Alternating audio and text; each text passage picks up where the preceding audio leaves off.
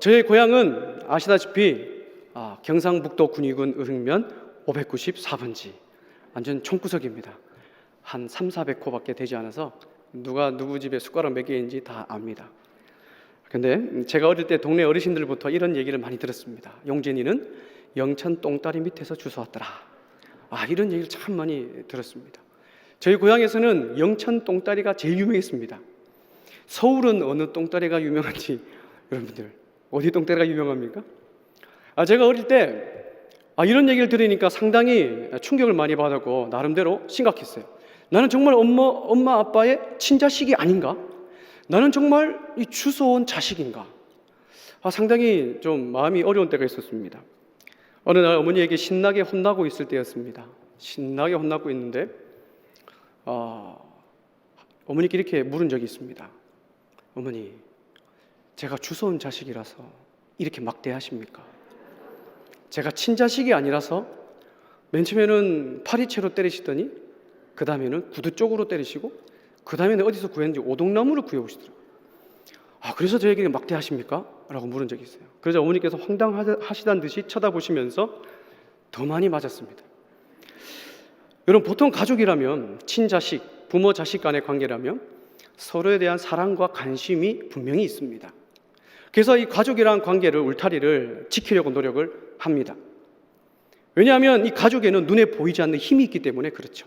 세상을 살아갈 수 있는 힘, 서로 힘이 되어주고 격려해주는 힘, 세상을 버티는 힘이 눈에 보이지는 않지만 이 가족이라는 부모 자식 간의 그 형제 자매 간의 그 관계 속에서 나오기 때문에 그렇습니다. 오늘 우리가 읽은 이 한 절의 말씀은 예수 그리스도를 믿음으로 말미암아 하나님의 자녀가 되었다라고 우리에게 말씀하고 있습니다. 자녀, 하나님의 자녀, 한마디로 얘기하면 양자됨 한 가족이라고 이야기할 수 있죠. 하나님의 자녀가 된 자에게 하나님께서는 복을 주신다고 말씀하세요. 근데 그 복이 무엇입니까? 오늘 본문을 읽어보면 영접하는 자 곧 그 이름을 믿는 자들에게는 하나님의 자녀가 되는 권세를 주셨대요. 이런 권세입니다. 하나님의 자녀가 되면 자녀가 되는 권세를 주셨다고 합니다. 근데 그 권세가 도대체 무엇일까요? 저와 여러분들은 예수 그리스도를 믿음으로 말미암아 하나님의 자녀로 이 땅 가운데 살아가고 있습니다. 그렇다면 저와 여러분들 분명히 하나님으로부터 자녀됨의 권세를 받아 누리고 살아가고 있습니다. 여러분들은 어떤 권세를 누리며 살아가고 있습니까? 그 권세가 무엇인지 아십니까? 우리가 이 하나님의 양자됨, 하나님의 자녀됨의 그 놀라운 은혜를 알면 내 삶을 바라보는 인식이 달라집니다. 그런데 그걸 제대로 알지 못하기 때문에 별 감흥이 없는 거죠. 오늘 이 금요예배 시간 가운데 이 양자됨의 진리, 양자됨의 축복과 놀라운 은혜가 무엇인지 우리가 한번 살펴보고 함께 은혜를 나누길 소망합니다. 우리가 그 은혜를 나누기 전에 우리가 먼저 하나님의 자녀로 되기 전 어떤 상태인지 한번 살펴보길 원합니다. 에베소서 2장 2절에서 3절의 말씀 우리 다 함께 한번 읽어봅시다. 시작. 그때에 너희는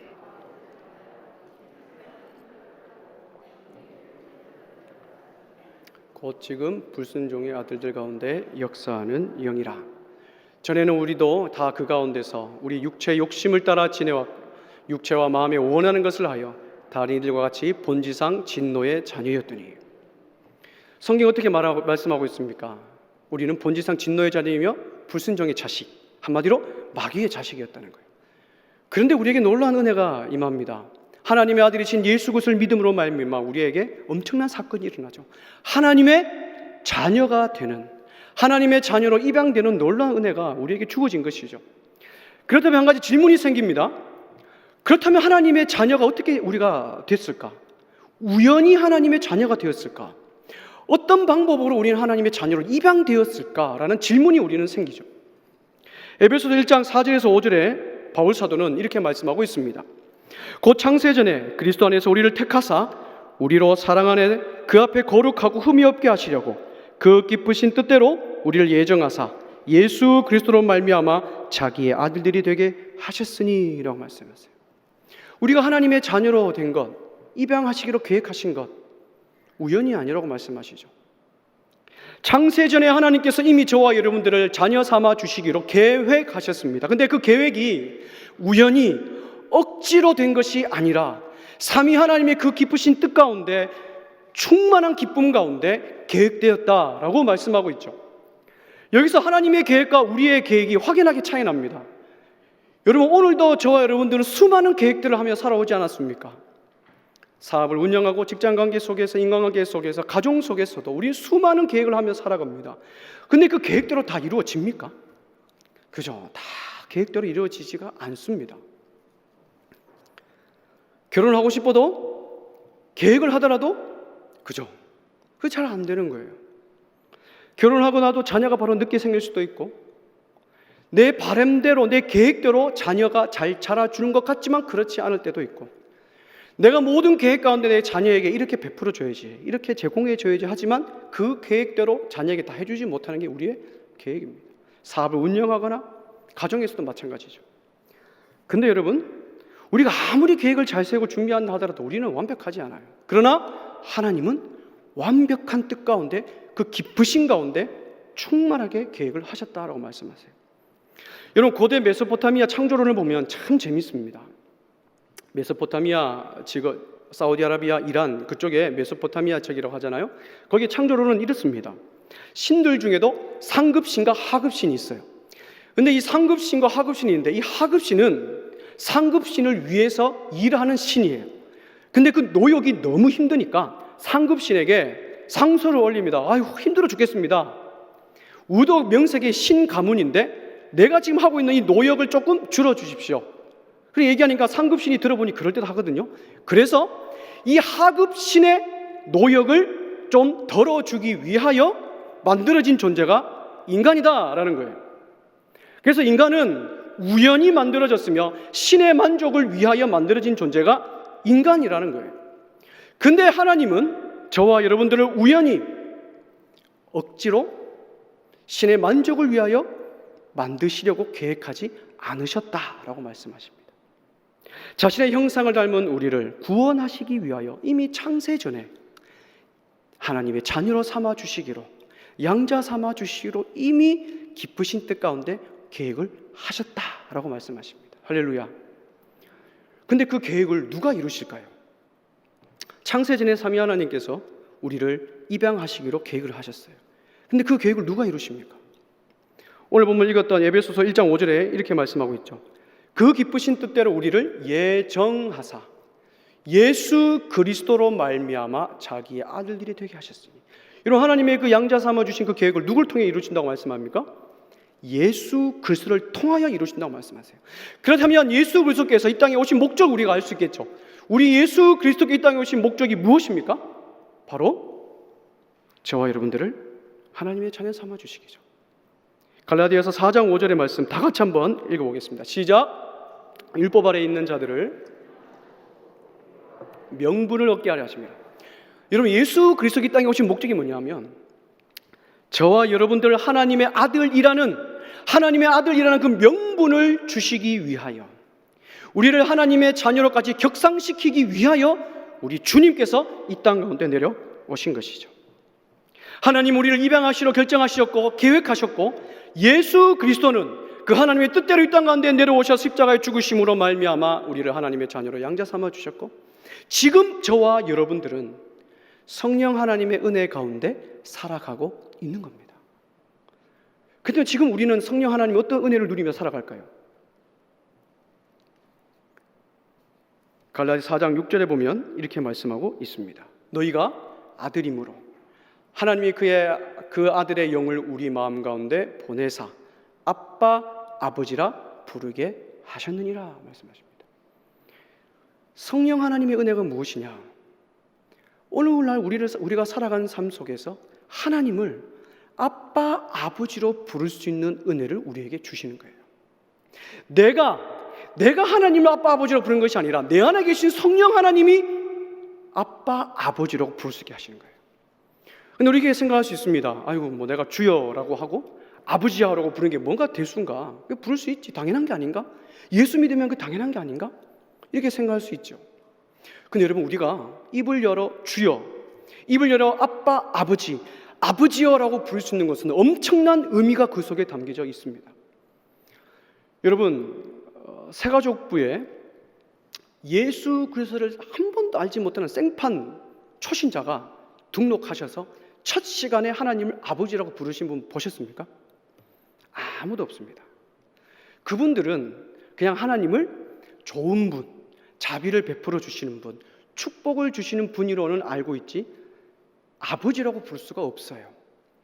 여러분, 또한 귀신을 섬기는 점쟁이가 정말 친근하잖아요. 매일 신내림을 받잖아요. 그 점쟁이가 나에게 매일 찾아오는 그 귀신에게 아버지라고 부른 거 보셨어요? 아무도 없습니다. 아무도 아버지라고 부르지 않습니다. 그런데 따라서 여러분, 우리가 주여, 주님, 아버지여라고 부를 수 있다는 것은 내 속에 성령 하나님이 계시다는 증거이며, 또한 우리가 하나님의 자녀됨, 양자됨의 확실한 증거라는 사실입니다. 이단들은 우리에게 이렇게 접근합니다. 너 하나님의 백성의 증거 대봐, 너 구원받은 백성의 증거를 대봐, 이야기를 합니다. 근데 많은 성도님들은 내가 하나님의 백성의 증거, 양자됨의 증거를 다른 것에서 찾으려고 그래요. 내가 예수 믿으니까 마음이 평안해지더라. 내가 찬양하는데 눈물이 흐르더라. 기도하는데 뭔가 전율이 나고 막 눈물이 나더라. 이런 외적인 증상들을 가지고 내가 하나님의 백성의 증거입니다 라고 딱 들어가니 옳거니 잘 걸렸다. 당신은 하나님의 백성이 아닙니다 라고 얘기해요. 그럼 뭘까요? 그러면서 성경 공부로 들어가는 거예요. 근데 사랑하는 여러분, 우리가 양자됨의 확실한 증거, 내가 하나님의 자녀라는 확실한 증거는 다른 것에 있는 것이 아니라 내가 내 입으로 하나님을 아빠, 아버지로 부른다는 사실이에요. 이런 확신을 가지시길 바랍니다. 우리는 성령 하나님을 통하여 하나님을 아빠, 아버지로 부를 수 있게 되었고, 이제 그 하나님께 담대히 나갈 수 있게 되었다라고 말합니다. 여러분, 하나님께 담대히 나갈 수 있게 되었다는 게 무슨 뜻일까요? 하나님께 담대히 나갈 수 있게 되었다, 이게 무슨 뜻일까요? 그것은 내가 하나님을 대하는 태도가 달라졌다는 거예요. 그 태도가 변화되었다는 겁니다. 로마서 8장 15절을 한번 읽어보겠습니다. 시작. 너희는 다시 무서워하는 종의 영을 받지 아니하고 양자의 영을 받았으므로 우리가 아빠, 아버지라고 부르짖느니라 되어 있어요. 담대히 나간다는 것은 내가 하나님을 대하는 태도가 달라졌다는 거예요. 우리가 하나님 아빠, 아버지로 부를 수 있다는 것은 우리가 하나님을 대할 때 나에게 지시하시는 분으로 하나님을 생각하는 게 아니라 부모와 자식 간의 관계로 하나님께 담대히 나갈 수 있다는 겁니다. 제 첫째 아들은 9살입니다. 초등학교 2학년이에요. 예를 들어 제 아들이 제가 너무 무서워가지고 아바마마, 제가 내일 학교를 가야 되겠는데 소자 가기 전에 무엇을 해야 되겠습니까? 말씀하옵소서. 소자 듣겠나이다. 그러면서 아버지의 눈치를 보고 나는 자식에게, 손우에게 눈치를 주며 서로 눈치 보고 그런 관계가 부모 자식 간에 여러분 정상적인 관계일까요? 정상적인 관계가 아닙니다. 여러분, 우리가 예수 그리스도를 믿음으로 말미암아 내 삶에 일어나는 가장 큰 변화는 내가 하나님을 대하는 태도가 달라졌다는 거예요. 계속 우리가 하나님께 아빠, 아버지라고 담대히 주님께 나가 부르짖을 수 있는 겁니다. 사랑하는 여러분, 삼위 하나님의 모든 관심은 우리가 하나님의 자녀가 되게 하는 데 있습니다. 하나님은 우리를 자녀 삼아 주시러 계획하셨고, 예수님은 그 하나님의 계획대로 이 땅 가운데 오셨고, 성령 하나님, 우리가 하나님을 아빠, 아버지라 부르며 그분께 담대히 나갈 수 있도록 지금도 저와 여러분들을 돕고 계시는 줄 믿으시기를 바랍니다. 자, 그렇다면 이제 하나님의 자녀가 되었고 이 땅 가운데 살아갑니다. 그 양자됨의 복, 하나님의 자녀의 복은 도대체 무엇일까요? 그 권세가 도대체 무엇일까요? 그걸 제가 세 가지로 한번 말씀을 드리려고 합니다. 하나님의 자녀가 받게 될 그 복, 그 권세가 뭐냐 하면, 첫 번째는 하나님께서는 자신의 자녀를 돌보시고 인도하시고 보호하시며 그의 삶을 책임져 주신다라는 복이 있습니다. 시편 37편 25절입니다. 내가 어려서부터 늙기까지 의인이 버림을 당하거나 그의 자손이 걸식함을 보지 못하였도다 라고 말씀을 합니다. 하나님께서는 자신의 자녀들을 절대로 내버려 두거나 그렇게 하지 않으시고 불쌍히 여기시고 먹이시고 입히시고 그의 삶을 책임져 주신다는 거예요. 그래서 무엇을 먹을까, 무엇을 입을까, 무엇을 마실까 고민하는 삶은 하나님의 자녀의 백성의 삶이 아니라는 겁니다. 근데 여러분, 우리가 고민하지 않고 살아갈 수가 있습니까? 오늘도 수많은 고민을 하며 살아오셨잖아요.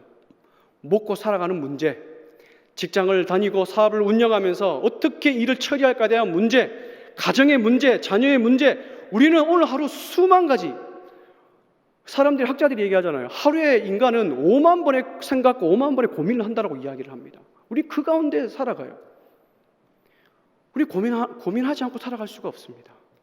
그러나 우리가 고민은 하되 우리 주님께서 우리에게 말씀하신 것은 반드시 잊지 말아야 됩니다. 그게 뭡니까? 마태복음 6장 32절 이렇게 말씀하시죠. 이는 다 이방인들이 구하는 것이라 너희 하늘 아버지께서 이 모든 것이 너희에게 있어야 할 줄을 아시느니라. 할렐루야. 우리는 수많은 고민들을 하며 살아갑니다. 그러나 우리 주님께서 우리에게 하시는 말씀은 뭐냐면 내가 너의 필요, 네가 지금 고민하고 있는 모든 것 내가 다 안다라는 거예요. 다 안다라고 말씀하세요. 사람은 말을 하지 않으면 모릅니다. 어제 제 집에 가니까 저희 아내가 산더미 같은 설거지를 하고 있더라고요. 제가 딱 도착하자마자 설거지를 다 끝냈다 하더라고요. 근데 제가 밥을 안 먹었어요. 밥을 차려주더라고요. 밥을 먹으니까 또 설거지거리가 나왔어요. 그래서 설거지 다 했는데 또 설거지가 나왔네. 그러면 우리 여성분들은 어떤 대답을 기대하십니까? 남편들에게 그 설거지 내가 할게 이거잖아요. 제가 뭐라고 대답했는지 아세요? 다음부터 내가 저녁 먹고 들어올게 이렇게 얘기했어요. 그러니 내가 원하는 대답이 안 해준다는 거예요. 섭섭하다는 거예요. 그래서 내가 말을 해라. 그럼 내가 쿨하게 해줄게 이렇게 얘기했거든요. 그리고 사람은 말을 하지 않는 이상 그 사람의 마음을 알 수가 없어요. 우리가 하나님이 아니기 신이 아니기 때문에 알 수가 없습니다. 근데 사랑하는 여러분, 우리가 예수 그리스도로 말미암아 하나님의 자녀가 되었어요. 하나님의 자녀로 이 땅 가운데 살아가면서 우리 수많은 고민들을 합니다. 근데 그 수많은 고민들 가운데 걱정과 근심과 염려가 하나님을 믿는 믿음보다 더 커서는 안 된다는 거죠. 고민은 하되 걱정과 근심과 염려가 내 삶을 지배하도록 우리는 내버려 두어서는 안 된다는 거예요. 예를 들어서 또 제 아들이 등장합니다. 제 아들이 9살인데 지금부터 이런 고민을 한다고 생각해 봅시다. 9살입니다. 내가 어떻게 이 초등학교를 졸업하고 어떤 중학교를 가며 어떤 고등학교를 가서 내 진로에 맞는 대학교를 갈까? 나는 언제 졸업해서 취업을 하고 언제 결혼을 하지? 나는 무엇을 먹고 살까? 이 초등학교 2학년이 그걸 고민한다 칩시다. 이런 그 고민하는 자녀를 보고 철이 들었어. 와, 기특해. 이 세상에 이런 일이 나와야 돼. 이렇게 반응하는 부모님도 있을까요? 다 그렇게 생각하시는 것 같습니다. 여러분, 그렇게 생각하는 부모가 없죠. 여러분, 부모가 있음에도 불구하고 이런 걱정과 근심을 한다는 것은 어리석은 것입니다. 여러분, 부모의 역할이 무엇입니까? 성인이 될 때까지 내 자식을 책임져 주는 것이 부모의 역할이죠. 마찬가지죠.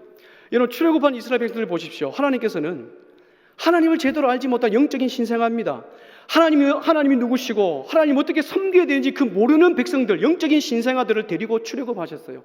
그 영적인 신생아를 데리고 하나님께서 뭘 하셨습니까? 말씀해 주시고 만노와 메추라기 40년을 공급해 주시고 신발이 떨어지지 않게 하시고 그 의복이 해지 않도록 하나님께서 그 영적인 신생아들을 인도하시지 않습니까? 성경에 굶어 죽었더라, 얼어 죽었더라는 구절이 어디에 있습니까? 구절이 없어요. 따라 사랑하는 여러분, 이 양자됨의 이 진리에는 한 가지 담보로 보장된 것이 있습니다. 그게 뭐냐면 하나님께서는 자신의 백성들을 절대로 굶어 죽게 하거나 내버려 두지 않는다라는 그 보장이 있습니다. 여러분, 하나님의 자녀가 되었다는 건 단순히 내가 지옥 가지 않고 천국 가는 것, 그것을 의미하지 않죠. 우리는 이미 예수 그리스도를 말미암아 하나님의 자녀가 되고 천국을 이미 보장받았습니다. 그러나 이 땅 광야 같은 이 땅을 살아가면서 하나님께서는 이 광야 같은 인생을 살아가는 자신의 백성을 끝까지 돌보시고 책임지신다는 그 놀라운 은혜가 이 양자됨의 진리 가운데 포함되어 있다는 사실이죠. 근데 우리가 한 가지 오해하는 게 있습니다. 하나님께서 책임지신다라고 하면 한 가지 오해하는 게 있어요. 그게 뭡니까? 하나님께서 마음껏 배부르게 채워주시겠지. 로또와 같은 예상치 못한 축복을 마음껏 쏟아 부어주시겠지라는 그런 생각을 해요. 근데 전혀 오산이죠. 여러분, 광야가 어떤 곳입니까? 광야는 먹을 것이 없고 물이 없는 곳입니다. 엄청 춥고 엄청 더운 곳이며 살아가기 힘든 곳이 바로 광야죠. 그 광야에서 만나가 어디입니까? 만나도 없어서 죽는 곳이 광야인데, 근데 이스라엘 백성들은 어떻습니까? 매일 만나만 먹는다고 불평합니다. 그래도 내가 애굽에 있을 때는 종으로 살면서 주인이 먹다 남은 고기도 먹고 야채도 먹고 살았는데 라고 오만 불평합니다. 우리도 마찬가지인 것 같습니다. 이 광야 같은 인생 가운데 하나님께서 나에게 주신 것을 잠시만 고개만 돌려보면 있음에도 불구하고 더 크고 더 화려하고 더 세련된 것을 우리는 요구하며 부러워합니다. 그런데 하나님께서는 신기하게도 광야의 인생길을 걸어가는 저와 여러분들에게 딱 필요한 만큼만 채워주신다는 거예요. 여러분, 왜 필요한 만큼만 채워줄까요? 좀 마음껏 쏟아 부어주시면 좋은데, 근데 그런 삶은 광야의 삶과 어울리지 않기 때문에 그렇습니다. 이 땅의 삶이 다가 아니라 우리는 그 놀라운 축복을 이 땅에서도 맛보며 살아가지만 그 하나님께서 필요한 만큼만 채워주는 그 은혜를 바라보며 저 천국에서는 얼마나 나에게 베풀어 주신 은혜가 큰가, 그것을 기대하며 이 광야 가운데 기대하며 살아가라는 거죠. 따라서 사랑하는 여러분, 우리가 광야의 인생길을 살아가면서 하나님은 오늘 먹을 것으로 오늘을 살게 하십니다. 근데 그 만나가 하루 이틀 내리고 멈췄습니까? 아니죠. 40년 내내 내렸습니다. 따라 사랑하는 여러분, 우리가 고민하면서 살아가되 우리가 걱정과 근심과 불안하지 않을 수 있는 이유는 내 아버지 되시는 하나님이 오늘도 그 만나로 우리를 공급해 주고 계시기 때문입니다. 따라서 저는 참 이러한 삶을 이렇게 비유해 봤습니다. 설교를 준비하면서 참 성도는 의로운 거지인 것 같다라고 생각을 해봤습니다. 죄송한 표현이지만 우리가 밖에 나가보면 거린들이 있습니다. 거린의 삶에 익숙해진 사람들은 내가 무엇을 먹을까? 무엇을 마실까? 어디서 잘까? 그 고민을 하지 않습니다. 걱정과 불안과 염려를 하지 않고 살아갑니다. 그냥 감정에 따라, 욕구에 따라 살아가죠. 어떻게 보면 성경적인 삶을 살아가고 있는 것 같습니다. 근데 우리의 삶도 마찬가지인 것 같아요. 이 땅에 살아가는 우리 성도의 삶도 마찬가지인 것 같습니다. 거린과 다른 것은 무엇입니까? 우리가 일을 하면서 살아갑니다. 가정이 있고 일을 하면서 살아갑니다. 그러나 나의 필요한 것, 내가 해결해야 될 것, 내 힘으로 채우는 것이 아니라 아버지이신 하나님께서 먹이시고 채우신다는 사실이에요. 그래서 성도의 삶은 하나님께서 채워주시는 삶을 살아가기 때문에 성도는 이 땅에서 의로운 거지로 살아가는 겁니다. 하나님의 공급하심이 있기 때문에 걱정과 불안과 염려로부터 우리는 해방되는 거예요. 사랑하는 여러분, 양자됨의 진리에 내포된 하나님의 돌보심과 보호하심과 책임지심을 더 확실히 믿으시길 바랍니다. 할렐루야. 근데 여러분, 이것은 머리로만, 여러분 지식으로만 제발 받아들이지 않았으면 좋겠어요. 오늘 우리에게 주신 은혜로 우리가 오늘을 살아가야 되는 거예요. 우리가 하나님께서 오늘 우리에게 채우신 그 은혜, 그걸 경험해야 되는 거죠. 여러분, 그리스도인이 무엇입니까? 크리스천의 삶이 무엇입니까? 성경책 가지고 교회 다니고 기도하는 것이 크리스천의 삶입니까? 아니에요. 여러분, 크리스천의 삶은, 그리스도인의 삶은 날마다 살아계신 하나님을 경험하는 것이 여러분 그리스도의 삶입니다. 오늘 여러분은 어떤 하나님을 경험하셨습니까? 만나로 채우신 하나님을 경험하셨습니까? 내 고민과 걱정 가운데 내 마음을 만져주시는 그 하나님을 경험하며 살았습니까? 아니면 어제 나에게 역사하신 하나님, 10년 전, 5년 전에 역사하신 그 하나님을 경험하며 살았습니까? 아니면 오늘 나에게 공급하시고 인도하신 그 하나님을 경험하며 살아오셨습니까? 사랑하는 여러분, 우리 주님께서는 예수 그리스도를 통하여서 저와 여러분들을 하나님의 양자로 삼아 주셨어요. 그렇다면 저와 여러분들은 날마다 살아계신 하나님의 은혜를 경험해야 됩니다. 근데 그 경험이 크면 클수록 내 속에 일어나는 걱정과 근심과 불안은 하나님을 만나는 감격으로 인하여 점점점 사라지는 것이 아니라 그 감격으로 덮어지는 거예요. 우리 고민하며 살아갑니다. 걱정과 염려, 근심하며 살아갑니다. 없어지지 않습니다. 그러나 오늘 걱정과 근심과 염려 가운데 내가 만난 하나님을 경험할 때 그 경험이 내 걱정과 근심을 덮어 감격하며 살아가는 것이죠. 오늘 이 시간, 오늘 만난 하나님을 경험하지 못한 분 계시다면 이 시간 간절히 하나님께 부르짖음으로 말미암아 그 하나님을 오늘 이 시간 꼭 만나고 돌아가시기를 주님의 이름으로 축복합니다. 양자담의 복 두 번째는 하나님께서는 그 자녀에게 반드시 징계하십니다. 그러나 결코 버리지 않으세요.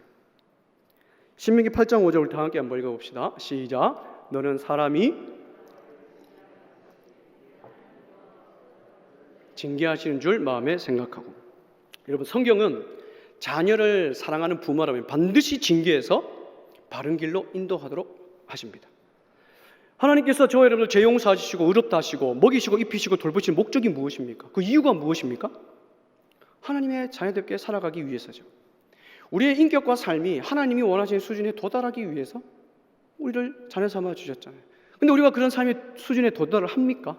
못하지요. 그래서 하나님께서는 자신의 사랑하는 백성들이 더 성숙한 삶을 살기 위하여 징계하십니다. 여기 다 자녀들을 키우셔, 다 손주들을 키우십니다. 여러분, 사랑하는 자녀들과 손주들이 한 번 말해서 듣는 애가 있습니까? 없어요. 제 아들 선우에게 선우야, 아침에 일어나서 양치해. 그럼 딱 일어나서 양치하고, 학교 갈 준비해. 그럼 딱 준비하고, 학교 가서 딱 들어오면 손 씻고 공부하고 8시 되면 자야 돼. 여러분, 한 번만 해서 듣는 애가 있습니까? 그래 있으면 천년 기념물로 보장돼야 돼요. 이렇게 보관이 돼야 됩니다. 한 번만 해서 듣는 애가 없어요. 여러분, 우리는 자기가 알아서 하는 아이는 절대 없습니다. 우리는 태어나면서부터 본성 자체가 그래요. 본성 자체가 거꾸로 하게 되어 있습니다. 그래서 여러분들 바른 길로 벗어나게 되면 반드시 징계하여 돌이켜야 되는 거죠. 근데 저와 여러분들이 살아가는 이 세상은 자녀들을 징계하고 훈계하면 아동학대로 간주되는 시대에 저와 여러분들이 살아가고 있습니다. 그게 올바른 교육이 힘든 실정이죠. 근데 여러분, 진짜 가장 큰 아동학대가 무엇인지 아십니까? 가장 큰 아동학대는 무엇이냐면 자녀들을 징계하고 훈계하지 아니하고 내가 하고 싶은, 자녀가 하고 싶은 대로 내버려 두는 거예요. 마음대로 하라는 겁니다. 결국 자녀의 인생은 망가질 뿐만 아니라 그 인생이 가장 큰 아동학대입니다. 그래서 자녀를 사랑하는 부모는 반드시 징계하여 돌이키게 만드는 거예요. 마찬가지입니다. 하나님께서도 자신의 자녀들을 너무나 사랑하시기에 징계하십니다. 저는 어릴 때 어머니께 정말 많은 잔소리를 듣고 살아왔습니다. 딱 봐도 개고장이처럼 생기지 않았습니까? 그게 정말 많은 잔소리를 들었어요. 그게 너무 듣기 싫었습니다. 한번 시작하시면 따라다니면서 하시고 1시간째 지나면 또 속에 우라통이 터지셨는지 또 얘기하세요. 저희 어머니는 전라도 분이세요. 근데 저희 고향은 경북이에요. 이 전라도 억양과 경상도 억양이 합쳐서 이 잔소리 하시니까 우와, 이거 무슨 생전 처음 듣는 언어예요. 와, 너무 힘들었습니다. 근데 제가 결혼하면서 깨달은 게 2가지가 있어요. 결혼하면서 깨달은 게 뭐냐면, 와, 저도 어머니 못지않게 잔소리가 장난이 아니더라고요. 네. 저는 경북 사투리와 경남 사투리와, 경북 사투리와 경남 사투리 다릅니다. 그리고 광주 1년 살았고 광주와 이제 서울 사투리까지. 가면 아이들은 반갑게 아빠라고 다가오는데 손 씻었어 안 씻었어? 부터 시작해서 자기 전까지 잔소리를 하는 거예요. 와, 저도 어머니 못지않게 잔소리가 심하구나. 근데 또 제가 결혼하면서 깨달은 게 뭐냐면, 이제 자녀가 생기다 보니까 부모가 됐잖아요. 그러니까 자녀에 대한 기준이 딱 생기더라는 거예요. 부모가 되니까 자녀를 바라볼 때 부모의 기준이 생기는 것을 저 깨달았습니다. 제가 부산에서 청년 사역을 할 때 모교반을 마치고 한 청년과 함께 매주 집으로 돌아갔습니다. 근데 그 청년과 대화 중에 그 청년이 이렇게 이야기합니다. 목사님, 요즘 아버님과 사이가 너무 안 좋습니다. 그래서 요즘 제가 아버님과 관계를 회복하기 위해서 아버지 비위를 좀 맞춰드리고 있습니다. 잔소리를 하더라도 최대한 참고 아버지 말씀을 들어서 그렇게 지냅니다. 왜냐하면 그렇게 하더라도 아버지 관계가 좋아지기 위해서. 근데 그 말을 듣는데 어릴 때 제 생각이 나더라고요. 나이는 얼마 차이 나지 않지만 제가 먼저 결혼했기에 선배이기에 이렇게 이야기를 해주었습니다. 형제, 나도 결혼하기 전에는 부모님과의 관계를 회복하기 위하여 부모님께 애교도 부리고 부모님 잔소리도 참고 견디며 또 애교도 부리고 재롱도 피웠는데, 그럼에도 불구하고 부모는 자녀에 대한 반듯한 그 기준이 있더라라는 걸 제가 깨달았다라고 이야기를 했습니다. 자녀가 아무리 애교와 재롱을 피우고 부모에게 기분을 좋게 하더라도 그 부모의 기준에서 넘어가면 반드시 부모는 그 가운데 속에서도 부모의 기준을 제시한다는 거예요. 그래서 제가 이렇게 얘기했습니다. 형제, 아버님께 잘해서 아버지를 바꾸려 하기보다 아버지의 아들로서 그 책임과 역할을 다한다면 그 아버지의 관계가 회복되는 지름길이 아닌가. 너의 본분의 역할을 좀 잘하자. 이렇게 얘기한 적이 있어요. 사랑하는 여러분, 하나님께서 우리를 연단하시고 징계하시는 것은 우리를 향한 하나님의 기준이 있기 때문에 그렇습니다. 그 기준 때문에 우리를 징계하시는 거예요. 근데 그 징계는 하나님이 우리에게 향하신 최고의 사랑의 표현이죠. 근데 우리가 하나님이 징계라고 할 때 우리 신학적으로 딱 두 가지를 점검해야 됩니다. 하나님의 징계에는 교정적인 징계가 있고 그리고 징벌적인 징계가 있습니다. 저와 여러분들은 하나님의 자녀가 되었기에 이 징벌적인 진노를 두려워할 필요가 없습니다. 예수 그리스도의 십자가의 보혈의 피를 믿는 그 순간 우리는 모든 죄가 용서함 받으며 우리는 지옥에 갈 심판을 받지 않기 때문에 저와 여러분들은 하나님의 징벌적인 진노를 두려워할 필요가 없어요. 그러나 하나님께서는 자신의 백성, 자신의 자녀에게는 반드시 징계하십니다. 그것이 무엇이냐면 교정적인 진노이죠. 그래서 히브리서 기자는 이렇게 말씀합니다. 히브리서 12장 10절이죠. 그들은 잠시 자기의 뜻대로 우리를 징계하였거니와 오직 하나님은 우리의 유익을 위하여 그의 거룩하심에 참여하게 하시느니라 되어 있어요. 사랑하는 여러분, 하나님께서 우리를 징계하시는 목적이 무엇이라 말씀하십니까? 우리의 유익을 위하여 거룩함에 참여하기 위하여 되어 있어요. 여기서 또 하나 양자됨의 놀라운 진리가 한 가지 더 포함되어 있죠. 하나님께서 저와 여러분들을 입양시켜 주시는 것은 자신의 자녀가 마음대로 살도록 내버려 두시지 않는다는 교정적인 징계가 여기에 포함되어 있습니다. 저와 여러분들을 하나님의 자녀로 양자 삼아 주신 것 감사하지요. 그러나 그 속에는 무엇이 포함되어 있냐면 내 자녀들은 자기 마음대로 살도록 내버려 두시지 않으신다라는 교정적인 징계의 진리가 이 속에 포함되어 있어요. 여러분, 성경의 에서와 야곱을 한번 비교해 보십시오. 하나님께서 에서의 삶 가운데 나타나셔서 징계하시고 훈계하시고 모욕하신 적이 있습니까? 한 번도 없죠. 에서는 자기 마음대로 살아도 한 번도 하나님께서 나타나지 않으십니다. 심지어 이방 여인과 결혼해도 하나님 한 번도 나타나지 않으세요. 근데 야곱의 삶을 한번 보십시오. 에서를 피해서 광야에 도망가는 가운데서도 하나님은 찾아와 주셔서 약속해 주시고 보호해 주신 인도함 약속해 주시죠. 야곱이 실수하고 잘못할 때 하나님 반드시 나타나셔서 징계하시고 꾸짖으십니다. 사랑하는 여러분, 하나님 우리를 먹이시고 입히시고 돌보시는 동시에 반드시 징계하신다는 사실이죠. 하나님은 자신의 자녀들이 마음대로 살아가는 것을 허용하지 않으시고 징계하십니다. 그러나 근데 그 징계는 사람마다 다릅니다.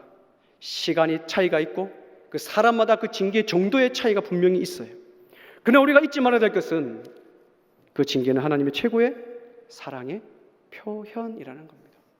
따라서 하나님의 교정적인 진노를 이상하게 여기지 마시고 그 과정을 잘 통과하여 하나님이 우리에게 준 놀라운 그 열매들을 맛보며 살아가는 저와 여러분들이시기를 주님의 이름으로 축복합니다.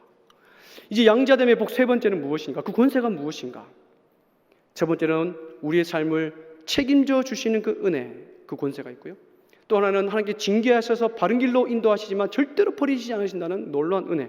마지막 세 번째는 그리스도와 함께 공동 상속자로 상속받는 복이 양자됨의 복에 있습니다. 여러분 로마서 8장 17절 우리 함께 읽어보겠습니다. 시작. 자녀이면 또한 상속자 곧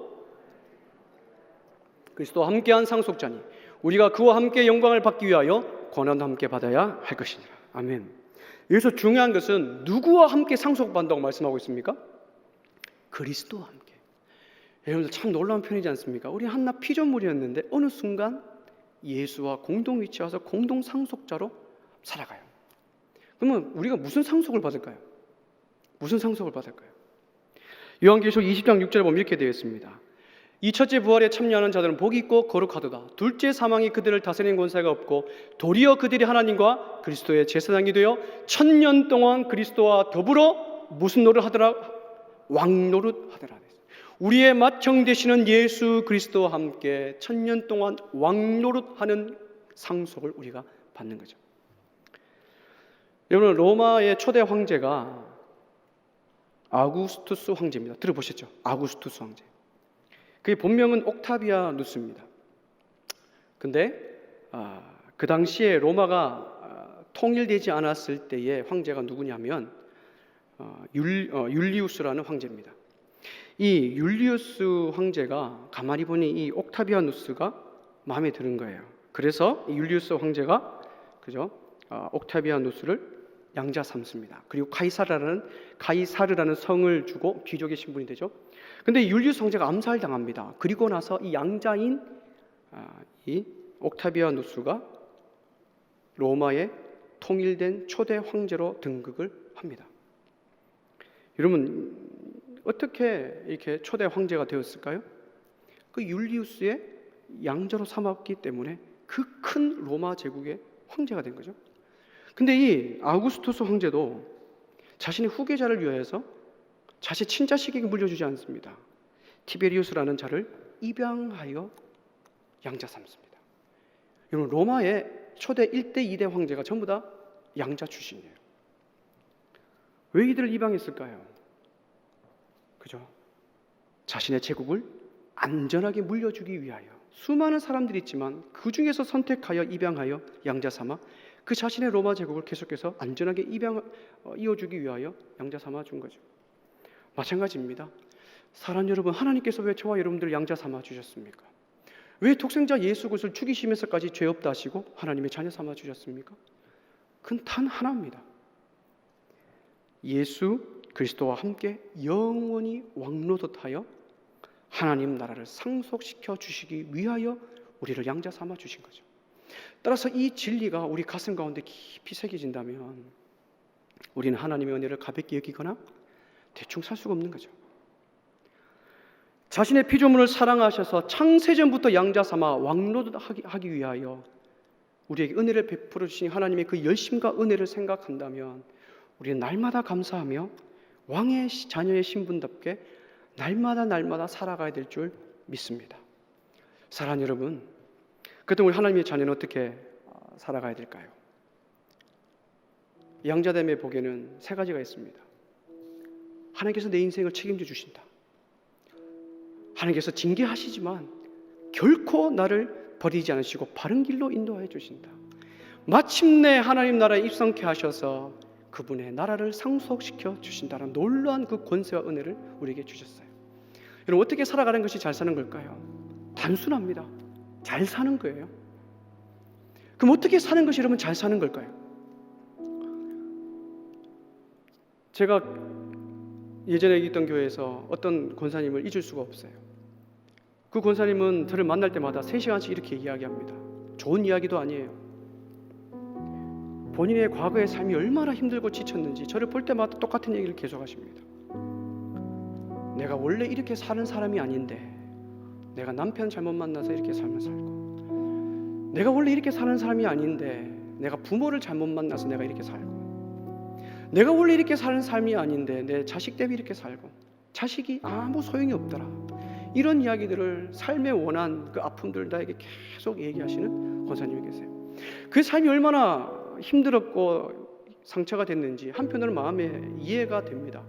근데 한편으로는 다르게 생각해 보면 이 권사님 또한 하나님의 백성으로 자녀 삼아 주셨고 하나님이 양자들의 복을 누리며 살아갈 텐데 어찌하여 그 삶 속의 아픔과 상처가 치유되지 않고 계속해서 은거리져서 볼 때마다 그렇게 이야기를 하실까? 도대체 그 권사님의 마음을 누가 위로해 주실까? 사랑하는 여러분, 우리가 예수 그리스도를 믿은 후에 이제 우리 더 이상 과거의 아픔과 상처와 슬픔으로부터 우리는 벗어나야 됩니다. 왜 그렇습니까? 예수를 믿는 그 순간 우리 하나님의 왕 같은 자녀로 입양됐기 때문에.